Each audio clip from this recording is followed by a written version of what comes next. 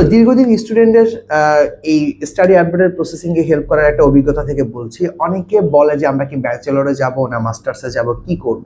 So আজকে এটা নিয়ে একটু সংক্ষেপে বলবো তোমাদেরকে যে তোমরা যারা বাইরে পড়তে যাচ্ছ তারা যদি ব্যাচেলরের জন্য যেতে চাও ডেফিনেটলি খুবই ভালো, মাস্টার্সের জন্য পড়তে যাওয়া ভালো। বাট ব্যাচেলরের জন্য সব থেকে বড় ফ্যাক্ট হচ্ছে যে ব্যাচেলরে তুমি পড়তে গেলে সেক্ষেত্রে তোমার পড়াশোনার টাইমটা অনেক লম্বা যাবে, সেক্ষেত্রে তোমার অনেক খরচ যাবে এবং একটা লম্বা সময় তোমাকে থাকতে হবে।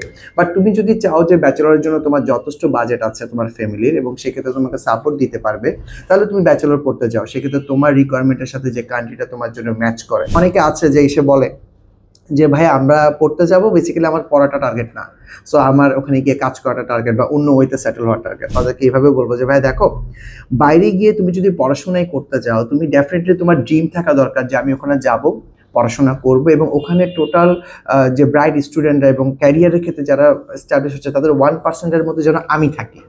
কারণ আমি যদি সেটাকে যদি টার্গেট গোল না রেখে আমি যদি এরকম চিন্তা ভাবনা করি, তাহলে ডেফিনেটলি ওরা কিন্তু আসলে ব্রাইট স্টুডেন্টের মতো বা ওই 1% স্টুডেন্টের মতো কিন্তু বা ক্যারিয়ারে শাইন করার স্টুডেন্টের মতো কিন্তু ভাবে নিজেদেরকে তৈরি করতে পারে না। সবারই আই থিঙ্ক এরকম একটা ড্রিম থাকা উচিত যে আমি পড়বো, পড়ার পর আমি যেন নিজেকে ক্যারিয়ারে ওভাবে এস্টাবলিশ করতে পারি।